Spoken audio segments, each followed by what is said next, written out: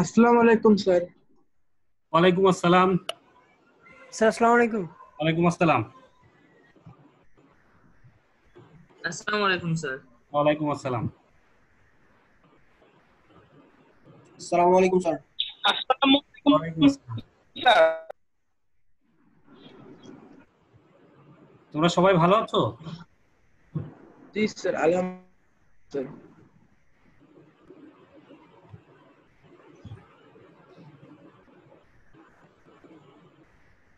সবাই ক্লাসে কতজন উপস্থিত থাকছে? স্যার 40 জন। আসসালামু আলাইকুম স্যার। ওয়ালাইকুম আসসালাম। 40 জনের মতো, তাই না?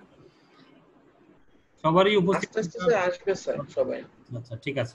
আমি জয়েনটা অটোমেটিক দিয়ে রাখছি, যারা ইয়ে করবে তারা অটোমেটিক্যালি জয়েন করতে পারবে, ঠিক আছে? তো আশা করছি তোমরা সবাই ভালো আছো এবং সুস্থ আছো, তাই না?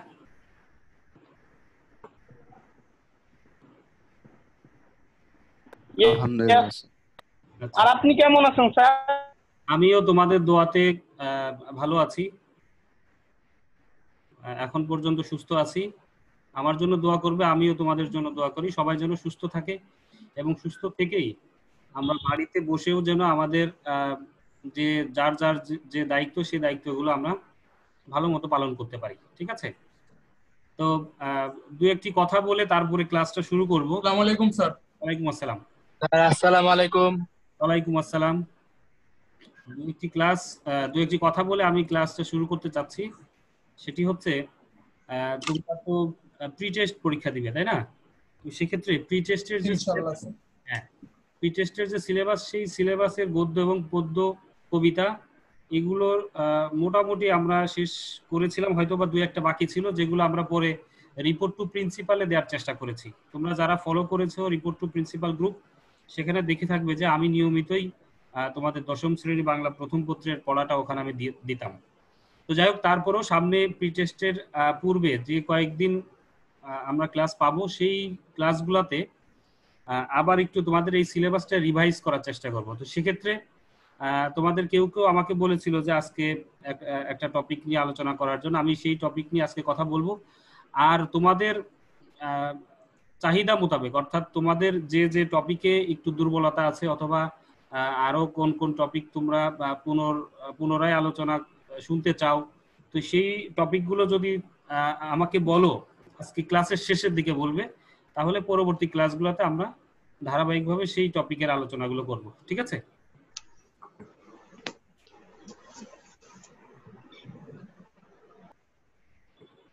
ওকে, তাহলে আজকে আমি আমার ক্লাসটা শুরু করতে যাচ্ছি এখনই। সবাই একটু আমার স্ক্রিনটা খেয়াল করবে।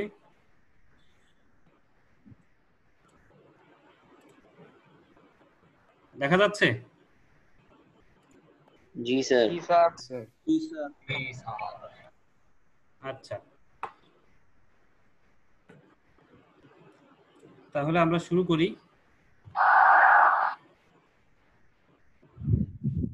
সকলকে আজকে আমার এই অনলাইন ক্লাসে স্বাগতম জানাই। রাহিক মাইক বন্ধ কর। সবাই একটু মাইকগুলো বন্ধ করে রাখবে, ঠিক আছে? যদি কারো কোনো প্রশ্ন থাকে এই ক্লাসের শেষে 5-10 মিনিট যখন থাকবে, তখন আমি তোমাদেরকে সুযোগ দিব, ঠিক আছে?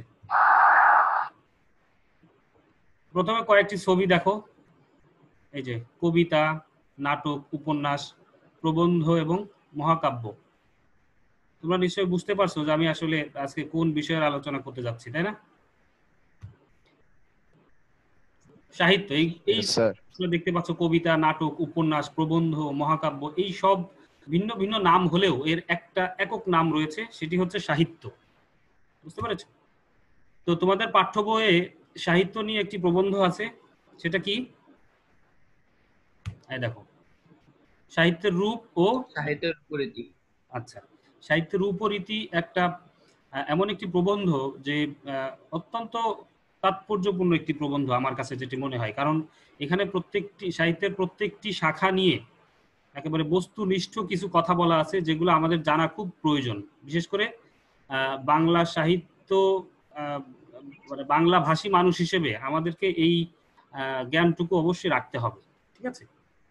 তো যাই হোক, সেই কাজটি আরো বেশি সহজ করে দিয়েছেন প্রখ্যাত প্রাবন্ধিক ও সাহিত্যিক হায়াত মাহমুদ, তাই না? তার এই গবেষণাধর্মী একটি প্রবন্ধ হচ্ছে সাহিত্যের রূপ ও রীতি।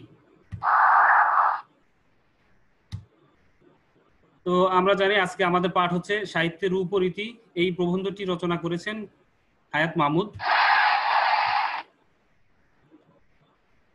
এই প্রবন্ধ থেকে আমরা আসলে কি কি জানবো? দেখো, হায়াত মাহমুদের জীবনী, হায়াত মাহমুদের পরিচিতি জানবো, তারপর সাহিত্যের যে বিভিন্ন শাখা প্রশাখা রয়েছে সেগুলো সম্পর্কে মোটামুটি একটু ধারণা আমরা পাবো। ছবিতে তোমরা দেখতে পাচ্ছ হায়াত মাহমুদের ছবি। সদা হাস্যোজ্জ্বল একজন মানুষ, যার জন্ম 2রা জুলাই 1939 খ্রিস্টাব্দে পশ্চিমবঙ্গের, বর্তমান যে পশ্চিমবঙ্গ, সেই পশ্চিমবঙ্গের হুগলি জেলার মৌড়া গ্রামে। এবং তিনি শিক্ষা জীবন দেখো, তার যে হোসেন শহীদ সোহরাওয়ার্দী কলেজ থেকে উচ্চ মাধ্যমিক তিনি পাশ করেছিলেন। এরপর ঢাকা বিশ্ববিদ্যালয় থেকে স্নাতকোত্তর ডিগ্রি লাভ করেন এবং কলকাতার যাদবপুর বিশ্ববিদ্যালয় থেকে পিএইচডি ডিগ্রি লাভ করেন। তোমরা এই তথ্যগুলো একটু খেয়াল করবে, প্রয়োজন হলে বইয়ে একটু দাগিয়েও রাখতে পারো, কারণ এখান থেকে জ্ঞানমূলক এবং বহু নির্বাচনীমূলক প্রশ্ন আসতে পারে। হায়াত মাহমুদ কর্মজীবনে দেখো 2টি বিশ্ববিদ্যালয়ে তিনি শিক্ষকতা করেছেন, চট্টগ্রাম বিশ্ববিদ্যালয় এবং পরবর্তী সময়ে জাহাঙ্গীরনগর বিশ্ববিদ্যালয়ে বাংলা বিভাগে অধ্যাপনা করেন এবং সেখান থেকে জাহাঙ্গীরনগর বিশ্ববিদ্যালয় থেকে অবসরে যান। তার উল্লেখযোগ্য গ্রন্থসমূহ দেখো, সংলাপ, প্রেম অপ্রেম নিয়ে বেঁচে আছি। এই যে প্রেম অপ্রেম নিয়ে বেঁচে আছি, এটা বেশ পরীক্ষাতে আসে মাঝে মাঝেই। বাংলা লেখার নিয়ম কানুন, কিশোর বাংলা অভিধান। তাছাড়া বইয়ে আরো কয়েকটি বইয়ের নাম দেয়া আছে, যেমন একটি নাম আমি বলছি যে রবীন্দ্রনাথ, তারপর কলম দিয়ে কিশোর জীবনী, রবীন্দ্রনাথ কিশোর জীবনী। এই বইটা একটু গুরুত্বপূর্ণ, এটা একটু দাগিয়ে রাখবে, অনেক সময় আসে যে এটি কার লেখা। এটা হায়াত মাহমুদের লেখা। পুরস্কার তিনি লাভ করেছেন, বাংলা একাডেমি পুরস্কার। এই হচ্ছে মোটামুটি হায়াত মাহমুদের সম্পর্কে কিছু মৌলিক তথ্য, যেগুলো তোমরা তোমাদের জ্ঞানমূলক এবং বহু নির্বাচনীমূলক প্রশ্নের জন্য গুরুত্বপূর্ণ। আমরা এই আগেই বলেছি যে সাহিত্যের রূপ ও রীতি, এই প্রবন্ধটি একটি গবেষণাধর্মী প্রবন্ধ, যেখানে অনেক বেশি তথ্য এবং তথ্য রয়েছে, ঠিক আছে? তো সেক্ষেত্রে এই স্বল্প সময়ে আসলে এত তথ্যের পরিচয় দেওয়াটা একটু ডিফিকাল্ট হবে, যার জন্য আমি গুরুত্বপূর্ণ কিছু শব্দ এখানে নিয়ে এসেছি। দেখো, প্রথমে মেঘনাদ বধ কাব্য। আমরা জানি যে বাংলা সাহিত্যের প্রথম সার্থক মহাকাব্য হচ্ছে মেঘনাদ বধ কাব্য, যে কাব্যের রচয়িতা কবি ও নাট্যকার মাইকেল মধুসূদন দত্ত। তিনি আধুনিক বাংলা মহাকাব্যের জনক। এবার দেখো রামায়ণ। রামায়ণটা কি? প্রাচীন ভারতবর্ষে রচিত মহাকাব্য। রামায়ণটা আসলে রামায়ণের মূল রামায়ণ সংস্কৃত ভাষায় রচিত। এই জন্য এখানে দেখো যে প্রাচীন ভারতবর্ষে, প্রাচীনকালে ভারতবর্ষে সংস্কৃত ভাষায় রচিত একটি মহাকাব্য হচ্ছে রামায়ণ। পরবর্তী সময়ে অবশ্য রামায়ণ, মহাভারত এগুলোর বাংলা অনুবাদও হয়েছে, তবে মূল রামায়ণ, মহাভারত এগুলো সবই সংস্কৃত ভাষায় রচিত। এবার দেখো মহাভারত। মহাভারত রামায়ণের মতোই সেম, এটিও প্রাচীন ভারতবর্ষে রচিত একটি মহাকাব্য।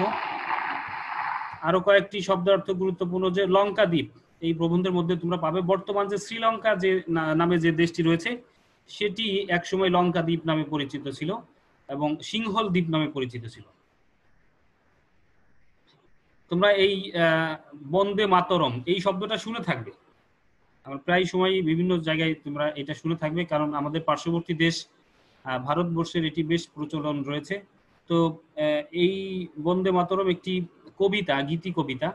এই কবিতা, এই বন্দে মাতরম শব্দের অর্থ হচ্ছে, দেখো, মাকে বন্দনা করে। এখানে আসলে দেশকে বোঝানো হয়েছে, দেশের বন্দনার অর্থে বন্দে মাতরম শব্দটি ব্যবহৃত হয়েছে। বন্দনা শব্দের অর্থটা কি? বন্দে মাতরম স্যার বন্দনা, স্যার বন্দনা অর্থ হচ্ছে যে প্রশংসা করা, কারো গুণগান গাওয়া, ঠিক আছে? এবার দেখো বৈষ্ণব কাব্য, মানে বৈষ্ণব পদাবলী। এটি হচ্ছে বাংলা সাহিত্যের মধ্যযুগের একটা বিশাল সাহিত্যিক ধারা। এটাও দেখো যে প্রাচীন বাংলাদেশে, ওই যে একদম প্রাচীন নয়, মধ্যযুগের বাংলা সাহিত্যের মধ্যযুগের বাংলাদেশে প্রচলিত গীতি কবিতা ও গান। এই গীতি কবিতা ও গানের একটি সংকলন হচ্ছে বৈষ্ণব পদাবলী। আরো কিছু গুরুত্বপূর্ণ শব্দার্থ রয়েছে, যেমন মেঘনাদ বধ, এটা বলেছি, মাইকেল মধুসূদন দত্ত রচিত আধুনিক মহাকাব্য। অতুল প্রসাদ সেন, তোমরা নাম শুনে থাকবে, তার কিছু উল্লেখযোগ্য গান আছে যেগুলো আমরা বিভিন্ন সময় শুনে থাকি। তিনি মূলত গীতিকার ও সুরকার। ডাকঘর, ডাকঘর রবীন্দ্রনাথ ঠাকুরের একটি রূপক সাংকেতিক নাটক, একটি রবীন্দ্রনাথ ঠাকুরের খুবই জনপ্রিয় এবং নন্দিত নাটক হচ্ছে ডাকঘর। স্যার রূপক সাংকেতিক বলতে? রূপক সাংকেতিক এটা হচ্ছে যে সংকেতের মাধ্যমে, মানে জাস্ট নাটকটা যেভাবে হয়েছে সেই নাটকটা দিয়ে অন্য কোনো গূঢ় অর্থ বোঝানোর জন্য মানে বোঝানো হয়েছে আর কি, বুঝতে পারছো? মানে সুরকার বলতে কি বোঝায় স্যার? সুরকার মানে হচ্ছে যে যিনি সুর করেন, গীতিকার মানে হচ্ছে যিনি রচনা করেন। যেমন মনে করে একটা গান যিনি লিখেছেন তিনি হচ্ছেন গীতিকার, আর ওই গানটা যিনি সুর করেছেন তিনি হচ্ছেন সুরকার। তো অতুল প্রসাদ সেন দুই একই সঙ্গে গীতিকার এবং সুরকার, ঠিক আছে। নকশি কাঁথার মাঠ, এটা একটু মনে রাখবে, আমাদের পল্লী কবি, বিখ্যাত পল্লী কবি জসিমউদ্দিন রচিত একটি কাহিনী কাব্য নকশি কাঁথার মাঠ। আমি খুবই দুঃখিত যে এখানে জসিমউদ্দিন বানানটি ভুল আছে, এটা হচ্ছে অসচেতন অবস্থায় হয়েছে, হয়তো তোমরা একটু বই থেকে ঠিক করে নেবে। একসঙ্গে হবে জসিমউদ্দিন, দয় দ আলাদা হবে, প্রথম দয়ের নিচে হর্ষ চিহ্ন হবে। শেক্সপিয়র, তোমরা জানো যে ইংরেজি সাহিত্যের সবচেয়ে বিখ্যাত একজন কবি ও নাট্যকার শেক্সপিয়র। তার প্রসঙ্গ আমাদের এই সাহিত্যের রূপরীতি প্রবন্ধের আলোচনায় চলে আসবে।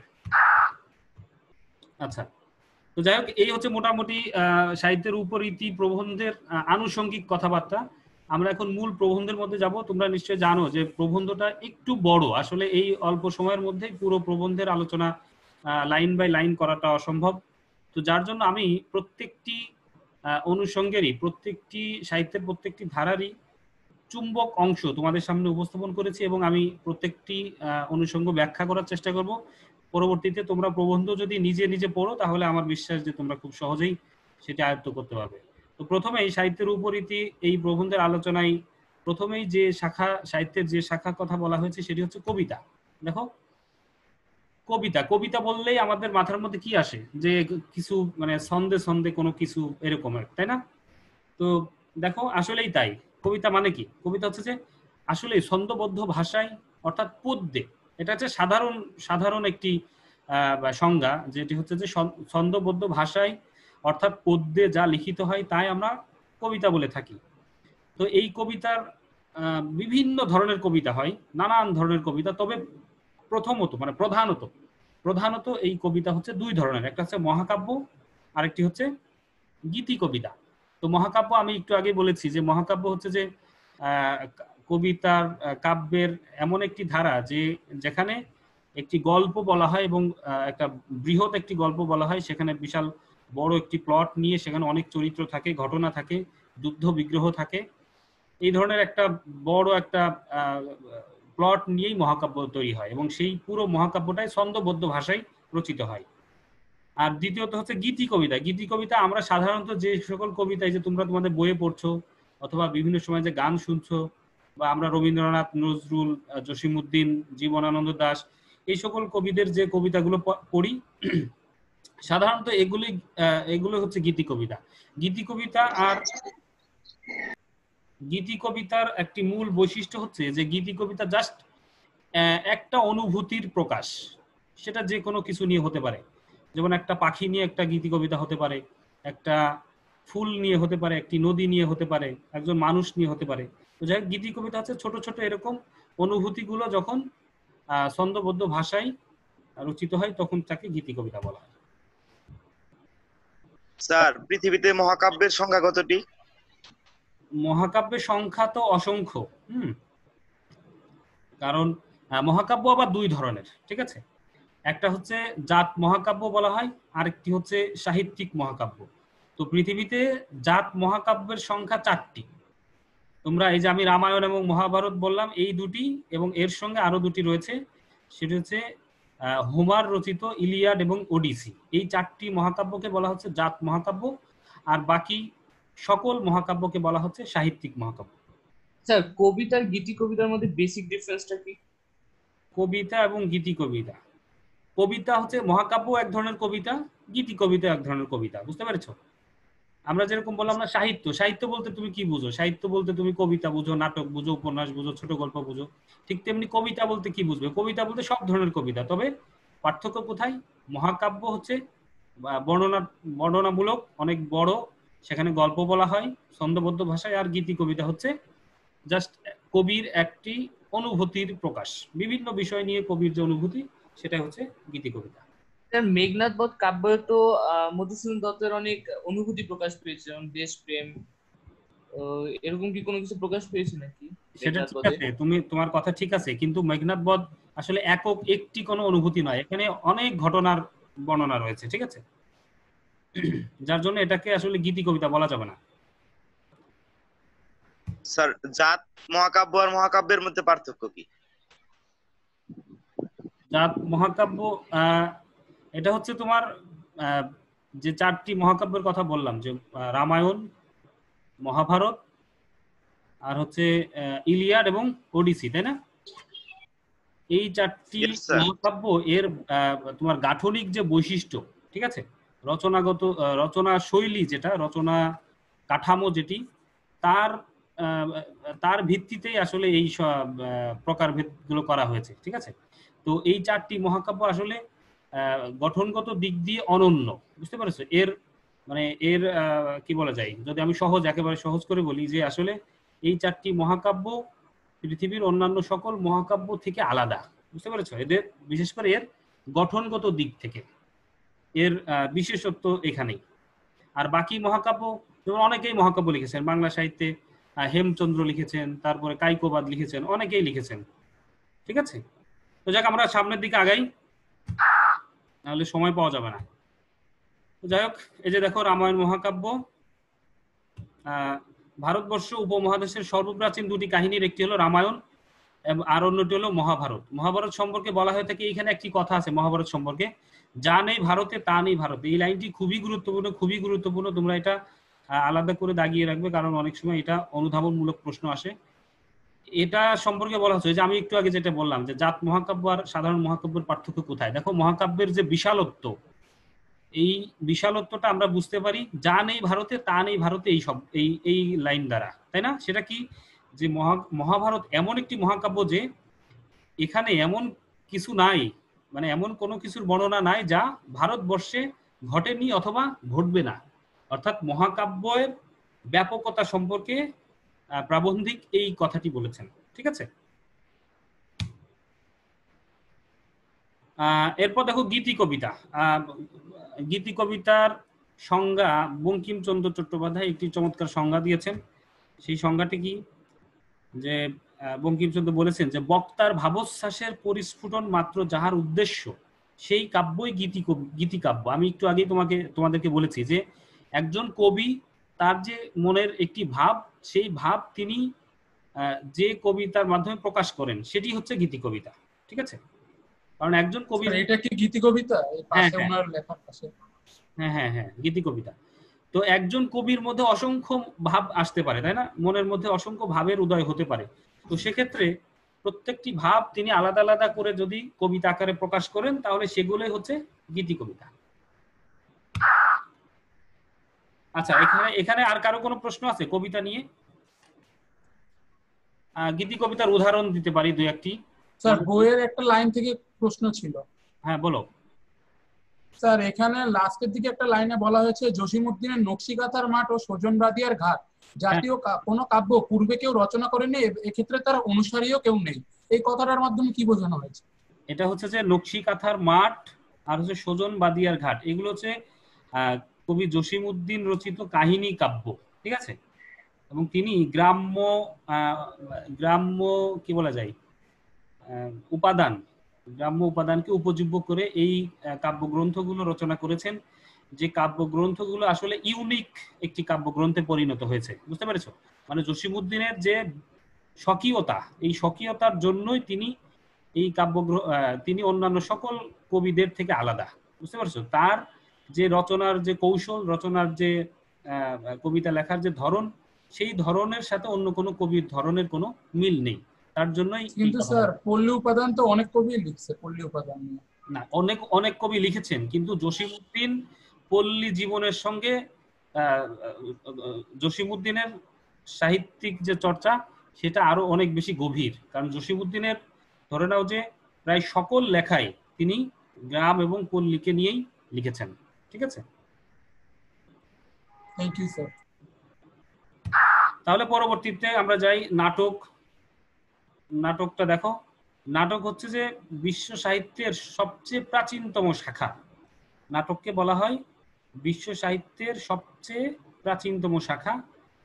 তবে আমরা জানি যে নাটক শব্দটি আমাদের মাথায় আসলেই কি মানে কি চিন্তা হয় আমাদের, যে নাটক বলতে কি, যে আসলে আমরা টিভিতে দেখি বা মঞ্চে দেখি এরকম কিছু, তাই না? আসলেই তাই। নাটকের মূল উদ্দেশ্য হচ্ছে এই যে দেখো তোমরা ছবিতে দেখতে পাচ্ছ একটি মঞ্চ, সেই মঞ্চে অনেকগুলো চরিত্র, তারা আসলে কিছু একটা করছে, এটাই নাটক। নাটকের উদ্দেশ্য হচ্ছে মঞ্চ থাকবে, সেই মঞ্চে কিছু চরিত্র তাদের সেই গল্পটা উপস্থাপন করবে, সেটি নাটক। তবে সাহিত্যের ক্ষেত্রে আমরা নাটকের কথা বলবো যে নাটকও এক ধরনের লিখিত সাহিত্য, ওই যে কবিতা কাব্যের মতো, উপন্যাস ছোট গল্পের মতো নাটকও এক ধরনের সাহিত্য। তবে নাটকের মূল সার্থকতা হচ্ছে এর মঞ্চায়ন। তো সংস্কৃত আলংকারিক যারা, তাদের মতে কাব্য দুই ধরনের। দেখো, দৃশ্য কাব্য ও শ্রব্য কাব্য। দৃশ্য কাব্য ও শ্রব্য কাব্য, এখানে নাটককে একই সঙ্গে বলা হচ্ছে দৃশ্য কাব্য ও শ্রব্য কাব্য। কারণ নাটকই হচ্ছে একমাত্র ব্যতিক্রমধর্মী সাহিত্যের শাখা যা কিনা একই সঙ্গে দেখা যায় এবং শোনা যায়। বুঝতে পেরেছো? কিন্তু অন্যান্য শাখা যেমন উপন্যাস, তারপরে কবিতা, এগুলো কিন্তু তুমি দেখতে পারবে না, শুধু পড়তে পারবে অথবা শুনতে পারবে। কিন্তু নাটক একই সঙ্গে মঞ্চে দেখতে পারবে এবং চাইলে তুমি সাহিত্য হিসেবে পাঠও করতে পারবে। এই জন্য নাটককে বলা হচ্ছে দৃশ্যকাব্য এবং শ্রব্যকাব্য। প্রত্যেকটি নাটক সচরাচর মানে সাধারণত 5টি ভাগে বিভক্ত থাকে, মানে 5টি অঙ্কে। নাটকের এই ভাগগুলোকে বলা হয় অঙ্ক। এবং দেখো, একটি বড় নাটক মোটামুটি এরকম 5টি অঙ্কে বিভক্ত থাকে। তার শুরুতে প্রথম যে অধ্যায়, সেই প্রথম অধ্যায় বা প্রথম অঙ্কে প্রারম্ভ মানে ভূমিকা। একটি নাটক কিভাবে শুরু হবে সেই প্রাথমিক কিছু কথাবার্তা। তারপর দেখো প্রবাহ হচ্ছে ভূমিকা থেকে তারপরে নাটকের মূল গল্পের মধ্যে প্রবেশ, সেটিকে বলা হচ্ছে প্রবাহ। মানে নাটকের যে গল্পটা আছে সেই গল্পটাই সামনের দিকে এগিয়ে যাওয়াটাই হচ্ছে প্রবাহ। উৎকর্ষটা হচ্ছে যে এই যে ঘটনাটা যখন চরম পর্যায়ে পৌঁছায়, মানে যখন নাটকের মধ্যে কি বলা যায়, একটা টান উত্তেজনা আসে যে আসলে কি হচ্ছে, এই ধরনের একটা অনুভূতি আসে, সেটাকে আসলে উৎকর্ষ বলা হচ্ছে। এটাকে ইংরেজিতে বলে ক্লাইম্যাক্স। তারপর দেখো গ্রন্থিমোচন মানে যেমন একটা জটিলতা তৈরি হলো নাটকের মধ্যে, তখন সেই জটিলতা থেকে আস্তে আস্তে কিভাবে সমাধানের দিকে যাবে অথবা কিভাবে সেই জটিলতাগুলো সহজ হয়ে যাবে, সেই ব্যাপারটি হচ্ছে গ্রন্থিমোচন। এবং অবশেষে আমরা জানি যে শেষে একটা কোনো একটা ফলাফল দিয়ে আর কি নাটকটি শেষ হয়, সেটাকে বলা হচ্ছে উপসংহার। এই হচ্ছে মোটামুটি নাটকের 5টি অঙ্ক, এটা একটু মনে রাখবে। তবে বিষয়বস্তু এবং কাহিনী এই দুইটার উপরে নির্ভর করে এবং পরিণতির দিকে, কাহিনীর বিষয়বস্তু ও পরিণতির দিক দিয়ে বিচার করলে নাটককে প্রথমত বা প্রধানত 3টি ভাগে ভাগ করা যায়। এর বাইরেও কিন্তু অসংখ্য নাটকের শ্রেণী বিভাগ রয়েছে। তবে নাটক প্রধানত 3 ধরনের, একটি হচ্ছে ট্র্যাজেডি, আরেকটি হচ্ছে কমেডি, আরেকটি হচ্ছে প্রহসন। ট্র্যাজেডি কি? ট্র্যাজেডি আমার বিশ্বাস তোমরা সবাই ট্র্যাজেডি শব্দের অর্থ জানো। ট্র্যাজেডি ইংরেজি শব্দ, এর বাংলা হচ্ছে বিয়োগান্তক। অর্থাৎ যে সকল নাটকের শেষে কোনো দুঃখের বর্ণনা থাকে, মানে এন্ডিংটা, সমাপ্তিটা খুব মর্মান্তিক হয়, দর্শকের মনে বা পাঠকের মনে এক ধরনের কি বলা যায়, দয়া, মায়া, করুণা, ভয় তৈরি হয়, সেটাই হচ্ছে ট্র্যাজেডি। এমন হতে পারে যে একটি নাটকের শেষে নাটকের যে মূল চরিত্র বা নায়ক চরিত্র তার মৃত্যু হতে পারে, চরম মানে কি বলা যায় যে একটা বাজে ভাবে মৃত্যু হতে পারে, সেটি দেখে আমাদের মনে তার জন্য দয়া হতে পারে। এই যে ধরনের যে সমাপ্তি, এটাকে বলা হচ্ছে ট্র্যাজেডি। বিশ্ব সাহিত্যে এরকম ট্র্যাজেডির অনেক উদাহরণ রয়েছে, যেমন একটি এই মুহূর্তে বলতে পারি যে নাটক ইডিপাস নামে একটি নাটক আছে, যা বিশ্বের সবচেয়ে কি বলে সার্থক ট্র্যাজেডি বলা হয়। তো যাই হোক, এই ট্র্যাজেডির সংজ্ঞায় এরিস্টটল একটি ট্র্যাজেডির সংজ্ঞা দিয়েছেন, তোমাদের বইয়ে আছে দেখো। রঙ্গমঞ্চে নায়ক ও নায়িকার জীবন কাহিনীর দৃশ্য পরম্পরা, যদি সবার সামনে বই থাকে একটু মিলিয়ে দেখো, উপস্থাপনের মাধ্যমে যে নাটক দর্শকের হৃদয়ে, ওই যে আমি যেটা বলেছি, দর্শকের মনের মধ্যে ভয় ও করুণা প্রশমিত করে, তার মনে করুণ রসের আনন্দ সৃষ্টি করে। তার মানে এক ধরনের দয়া তৈরি হয়, মানে মনের মধ্যে এক ধরনের কি বলা যায় যে এক ধরনের অন্য রকমের অনুভূতি তৈরি হয়, সেটি হচ্ছে ট্র্যাজেডি। ঠিক আছে, এরপর দেখো কমেডি। কমেডি শব্দটি বললে আমরা আসলে অনেকে ভাবতে পারি যে কমেডি মানেই হচ্ছে হাসি ঠাট্টা এরকম। আসলে হ্যাঁ, হাসি ঠাট্টা তা তো থাকবেই, তবে কমেডি নাটকের বৈশিষ্ট্য হচ্ছে এর এন্ডিংটা বা এর সমাপ্তিটা ট্র্যাজেডির মতো এরকম বিয়োগান্তক বা করুণ হবে না। ঠিক আছে, কমেডি এর সমাপ্তিটা হবে মিলনাত্মক। মিলনাত্মক মানে একটা সহজ সমাধান হয়ে যাবে। যদি কোনো ঝগড়াঝাটি থাকে তাহলে সেটা ঠিক হয়ে যাবে, যদি কোনো সমস্যা থাকে সেই সমস্যার সমাধান হয়ে যাবে। এটি হচ্ছে কমেডি নাটকের বৈশিষ্ট্য। আরেকটি নাটক, হ্যাঁ বলো। স্যার ওই যে স্যার অ্যারিস্টটলের সংজ্ঞাটা লাস্টে তিনি বলেছেন যে তার মনে করুণ রসের আনন্দ সৃষ্টি করে। এখানে করুণ রসের আনন্দ বলতে কি বোঝানো হচ্ছে? আনন্দ মানে আমাদের মানে সাহিত্যের মূল উদ্দেশ্য হচ্ছে পাঠকের মনে, পাঠককে আনন্দ দান, তাই না? তো সেক্ষেত্রে তুমি একটা চিন্তা করে দেখো, আমরা যখন একটা নাটক দেখি, সেই নাটক দেখে খারাপ লাগে আমাদের, যদি ট্র্যাজেডি নাটক দেখি, দেখার পরে শেষে খারাপ লাগে, সেই খারাপ লাগাটাই কিন্তু আমাদের এক ধরনের ভালো লাগা তৈরি করে। বুঝতে পেরেছো? ওই খারাপ লাগে বলেই তোমার কাছে ওই নাটকটি ভালো লেগেছে। এটি হচ্ছে করুণ রস, এবং এই করুণ রসের যে আনন্দ, সেটি হচ্ছে ট্র্যাজেডির মূল উদ্দেশ্য। বুঝতে পেরেছো? এরপর দেখো আরেকটি নাটক রয়েছে প্রহসন। প্রহসন অপেক্ষাকৃত একটু ছোট আকৃতির হয়, এবং প্রহসনের মূল উদ্দেশ্য হচ্ছে কোনো একটি সমাজের, কোনো একটি দেশের কোনো অসঙ্গতিগুলোকে তুলে ধরা। ঠিক আছে, অসঙ্গতি, যে সমাজের প্রচলিত অনেক ধরনের অসঙ্গতি থাকে, যেমন হতে পারে বিধবা বিবাহ, যেমন হতে পারে যৌতুক প্রথা, যেমন হতে পারে সুদ ঘুষ, এরকম নানান খারাপ কোনো কাজ যদি সমাজে প্রচলিত থাকে, তো নাট্যকার কি করেন, সেই খারাপ কথাগুলোকেই একটু ব্যঙ্গ করে, একটু ভিন্নভাবে তার নাটকে তুলে নিয়ে আসেন। আর এই ব্যঙ্গভাবে ব্যঙ্গাত্মক নাটককেই বলা হচ্ছে প্রহসন। ঠিক আছে, আর প্রহসন সবচেয়ে ছায়াছবি কি এক ধরনের নাটক? কি ছায়াছবি? হ্যাঁ, এগুলো কি এক ধরনের নাটক? হ্যাঁ, এটাও এক ধরনের নাটক, কারণ নাটকের মূল কথা হচ্ছে যে সেখানে চরিত্র থাকবে, সংলাপ থাকবে, একটি গল্প থাকবে। ঠিক আছে, তো সেক্ষেত্রে সিনেমাতে চরিত্র আছে, গল্প আছে, সংলাপ আছে, তাই না? তাহলে সেটাকে আমরা নাটক বলতে পারি। প্রহসন এই যে নাটক বললাম, এই নাটকের স্রষ্টাও কিন্তু বাংলা সাহিত্যে মাইকেল মধুসূদন দত্ত। তার দুটি খুবই বিখ্যাত প্রহসন রয়েছে, বুড়ো শালিকের ঘাড়ে রো আর হচ্ছে একেই কি বলে সভ্যতা। এরপর আসো ছোট গল্প। ছোট গল্প আসলে রবীন্দ্রনাথ ঠাকুর ছোট গল্পের একটি প্রামাণ্য সংজ্ঞা দিয়েছেন তার একটি কবিতার মধ্যে। বর্ষা যাপন বলে তার একটি কবিতা রয়েছে, সেই কবিতায় কয়েকটি লাইনের মাধ্যমে রবীন্দ্রনাথ ঠাকুর ছোট গল্পের সংজ্ঞা দিয়েছেন। তোমরা নিশ্চয়ই জানো যে বাংলা সাহিত্যের ছোট গল্পের জনক রবীন্দ্রনাথ ঠাকুর। রবীন্দ্রনাথ ঠাকুরের আগে বাংলা ভাষায় ছোট গল্প সেরকম রচিত হয়নি। দু একজন লেখার চেষ্টা করেছেন কিন্তু সার্থক হতে পারেননি, কিন্তু রবীন্দ্রনাথ প্রথম বাংলা সাহিত্যের সার্থক ছোট গল্প নির্মাণ করেন। তো তিনি বলছেন যে ছোট প্রাণ, ছোট ব্যথা, ছোট ছোট দুঃখ কথা, নিতান্তই সহজ সরল। প্রত্যেকটি লাইন দেখো, সহস্র বিস্তৃতি রাশি প্রত্যহ যেতেছে ভাসি, তারই দু চারিটি অশ্রু জল, নাহি বর্ণনার ছটা, ঘটনার ঘন ঘটা, নাহি তত্ত্ব নাহি উপদেশ, অন্তরে অতৃপ্তি রবে, সাঙ্গ করি মনে হবে, শেষ হয়ে হইল না শেষ। এখানে কয়েকটি লাইন থেকে অনুধাবনমূলক প্রশ্ন আসে, যেমন শেষ হয়ে হইল না শেষ, এটা খুব গুরুত্বপূর্ণ।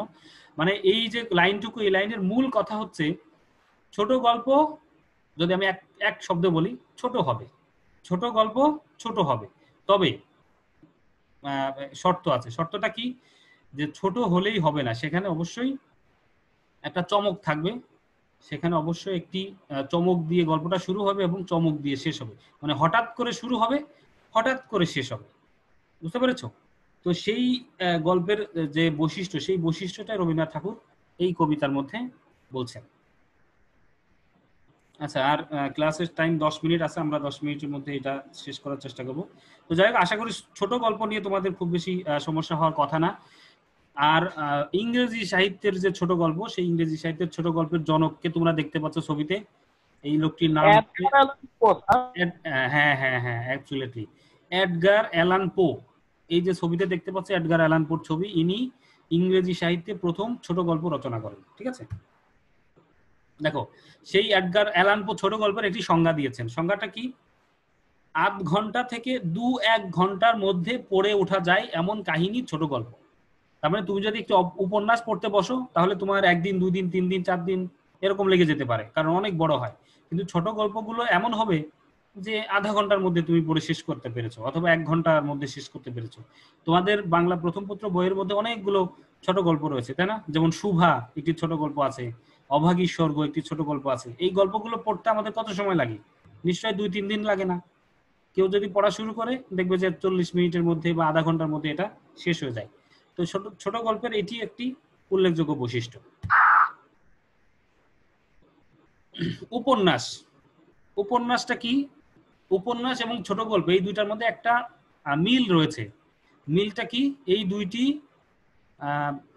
দুইটার মধ্যেই গল্প আছে এবং দুইটি গদ্যে রচিত হয়। ঠিক আছে, এই দুইটি গদ্যে রচিত হয় এবং দুটাতেই গল্প বলা হয়। তবে পার্থক্য কোথায়? পার্থক্য হচ্ছে এই দুইটির প্লট, অর্থাৎ এই দুটির গল্পের যে বিস্তৃতি সেটাই হচ্ছে পার্থক্য। আমি একটু আগে বলেছি ছোট গল্প হবে খুবই ছোট, আর উপন্যাস ছোট হবে না, উপন্যাস হবে বড়। উপন্যাসের মধ্যে একটি সমাজের অথবা একটি কি বলা যায় একটি দেশের একটা ব্যাপক অনুষঙ্গ আসতে পারে। ঠিক আছে, দেখো সংজ্ঞার মধ্যে কি আছে। সাহিত্যের শাখা প্রশাখার মধ্যে উপন্যাস অন্যতম। শুধু তাই নয়, পাঠক সমাজে উপন্যাসই সর্বাধিক বহুল পঠিত ও জনপ্রিয়তার শীর্ষে। এই লাইনটুকু দাগিয়ে রাখবে, এটা খুব ইম্পর্টেন্ট। মানে সাহিত্যের যতগুলো শাখা রয়েছে তার মধ্যে উপন্যাস সবচেয়ে বেশি জনপ্রিয়। আর এই জনপ্রিয় বলেই তোমরা কয়েকজন ব্যক্তির নাম হয়তো বলতে পারবে, যেমন শরৎচন্দ্র চট্টোপাধ্যায়, রবীন্দ্রনাথ ঠাকুর, তারপর হুমায়ুন আহমেদ। তারা কিন্তু উপন্যাসের জন্যই বাংলা সাহিত্যের এই জনপ্রিয়তা লাভ করেছেন। বুঝতে পেরেছো? ঠিক এভাবে অন্য শাখায় যারা বিভিন্ন রচনা করেছেন তাদেরকে কিন্তু তুমি এভাবে স্পেসিফিক করে এত জনপ্রিয় সাহিত্যিক হিসেবে বলতে পারবে না। বলো স্যার, কাজী নজরুল ইসলাম কি কখনো উপন্যাস লিখছে? হ্যাঁ হ্যাঁ, কাজী নজরুল ইসলামের উপন্যাস আছে। কাজী নজরুল ইসলাম 3টি উপন্যাস লিখেছেন। ঠিক আছে,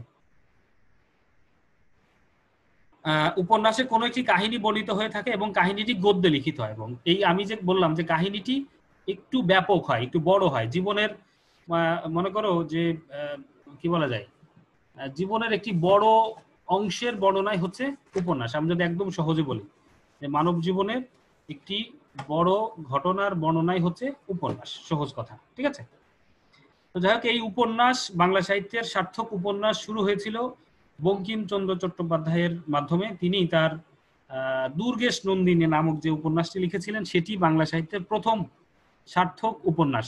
তবে এর আগে উপন্যাস লিখেছেন, যেমন একটি উপন্যাস আছে আলালের ঘরের দুলাল। ঠিক আছে, এটাকে বাংলা সাহিত্যের প্রথম উপন্যাস বলা হয়, তবে সার্থক উপন্যাস হিসেবে বলা হয় বঙ্কিমচন্দ্র চট্টোপাধ্যায়ের দুর্গেশ নন্দিনী। ঠিক আছে, তো পরবর্তীকালে ধারাবাহিকভাবে অনেকেই উপন্যাস লিখেছেন। রবীন্দ্রনাথ ঠাকুর লিখেছেন, শরৎচন্দ্র লিখেছেন, তারপর তারাশঙ্কর বন্দ্যোপাধ্যায় লিখেছেন, মানিক বন্দ্যোপাধ্যায় লিখেছেন, তাই না? এরকম অসংখ্য ঔপন্যাসিক উপন্যাস লিখেছেন। তো যাই হোক, উপন্যাস এবং ছোট গল্প এই দুইটার মধ্যে পার্থক্যটা তোমাদের একটু জানা দরকার। এটা নিয়ে অনেক সময় পরীক্ষাতে আসতে পারে। মূল পার্থক্য হচ্ছে এর বিস্তৃতি। ছোট গল্প ছোট হবে, উপন্যাস বড় হবে। আচ্ছা, এই যে আমি যেটি বললাম যে বাংলা ভাষায় প্রথম সার্থক ও কালজয়ী ঔপন্যাসিক বঙ্কিমচন্দ্র চট্টোপাধ্যায়। এটা খুব গুরুত্বপূর্ণ প্রশ্ন, এটা মাথায় রাখবে। শরৎচন্দ্র চট্টোপাধ্যায়ের উপন্যাস দেখো, একটি পরিসংখ্যানে দেখা গেছে পৃথিবীতে যেখানে যত বেশি বাঙালি রয়েছে তাদের ভিতর শরৎচন্দ্র সবচেয়ে বেশি পঠিত এবং জনপ্রিয়। আমি এর আগেও ক্লাসে তোমাদের সামনে বলেছিলাম যে শরৎচন্দ্র চট্টোপাধ্যায় এমন একজন ঔপন্যাসিক যিনি কোনো একটি উপন্যাস রচনা করলে তার সেই উপন্যাস প্রকাশিত হওয়ার সঙ্গে সঙ্গে সব উপন্যাসই সেল হয়ে যেত। শেষ হয়ে যেত, এরকম একজন ঔপন্যাসিক শরৎচন্দ্র চট্টোপাধ্যায়। প্রবন্ধ আমি একটু ইয়ে করছি কারণ সময় খুবই কম, তোমাদেরকে আবার প্রশ্ন করার সুযোগ দেবো লাস্ট 2-3 মিনিট। প্রবন্ধ হচ্ছে আমরা এতক্ষণ যে সাহিত্যগুলো আলোচনা করেছি তার মধ্যে একটি ব্যতিক্রমধর্মী সাহিত্যের ধারা হচ্ছে প্রবন্ধ। কেননা সাহিত্যের যা চিরন্তন উদ্দেশ্য সেটা কি, যে সৌন্দর্য সৃষ্টি ও আনন্দ দান। প্রবন্ধেরও একই উদ্দেশ্য, তবে অন্যান্য সাহিত্যের যে শাখা তার সঙ্গে প্রবন্ধের পার্থক্য রয়েছে। পার্থক্যটা কি দেখো, সাধারণত কল্পনা শক্তি ও বুদ্ধিবৃত্তিকে আশ্রয় করে লেখক কোনো বিষয়বস্তু সম্পর্কে যে আত্মসচেতন নাতিদীর্ঘ সাহিত্য রূপ সৃষ্টি করেন তাকেই প্রবন্ধ বলে।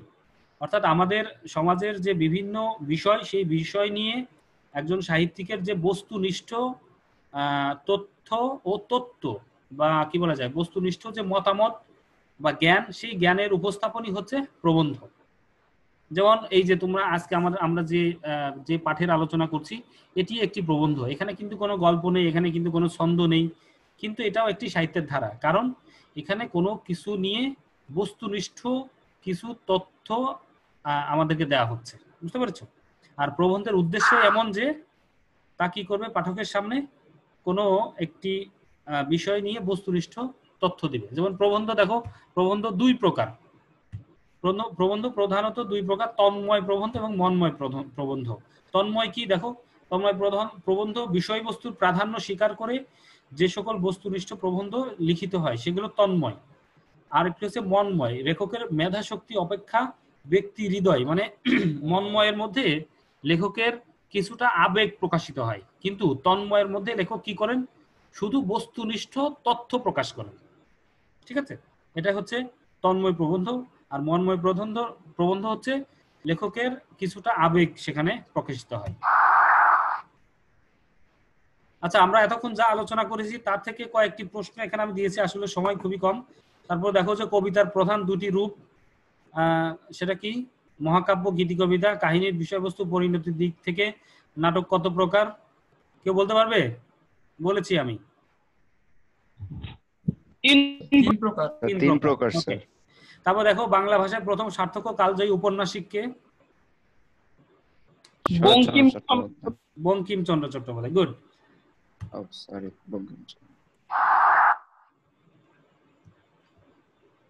তোমাদের জন্য ছোট্ট একটু বাড়ির কাজ, মানে একদম ছোট 2টা অনুধাবনমূলক প্রশ্ন। একটা হচ্ছে ট্র্যাজেডি বলতে কাকে কি বোঝায়, আর হচ্ছে নাটককে দৃশ্যকাব্য শ্রাব্য কাব্য বলা হয়েছে কেন। এটা একটু স্ক্রিনশট দিয়ে রাখবে তোমরা, বুঝতে পেরেছো?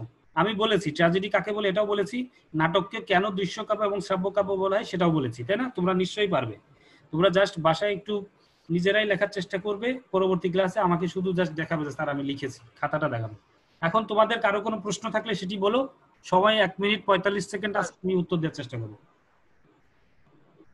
স্যার আমাদের বইয়ে যে প্রবন্ধ আছে স্যার, বই পড়া আর শিক্ষা মনুষ্যত্ব, এই 2টা স্যার কোন 2টা প্রবন্ধ মন্ময় আর তন্ময়ের মধ্যে? বই পড়া এটা হবে তন্ময়, ঠিক আছে, বই পড়া। কারণ এখানে দেখো যে লেখকের তেমন কোনো আবেগ অনুভূতি কিন্তু প্রকাশিত হয়নি। আর কি বলেছো? আর শিক্ষা ও মনুষ্যত্ব। শিক্ষা ও মনুষ্যত্ব এটাকে মন্ময় বলা যেতে পারে, কারণ এখানে শিক্ষা নিয়ে মোতাহের হোসেন চৌধুরী তার কিন্তু বেশ মোটামুটি আবেগ প্রকাশিত হয়েছে এখানে, ঠিক আছে? একটু প্রবন্ধগুলো যদি পড়ো তাহলেই বুঝবে এর পার্থক্য কোথায়। তবে পার্থক্য খুবই কি বলা যায়, সূক্ষ্ম পার্থক্য। আর কারো কোনো প্রশ্ন আছে? 1 মিনিট। হ্যাঁ বলো। স্যার প্রশ্ন না স্যার, মানে পরের ক্লাসে যদি স্যার একটা কবিতা পড়াতেন, সাহসী জননী বাংলা, ওইটা তো স্যার পড়ানো হয়নি। ওকে ঠিক আছে, তাহলে আগামী ক্লাসে সাহসী জননী বাংলা পড়ানো হবে। Thank you sir. সবাই ভালো থাকবে, সুস্থ থাকবে, ঠিক আছে? আসসালামু আলাইকুম। আসসালামু আলাইকুম স্যার। ওয়ালাইকুম আসসালাম।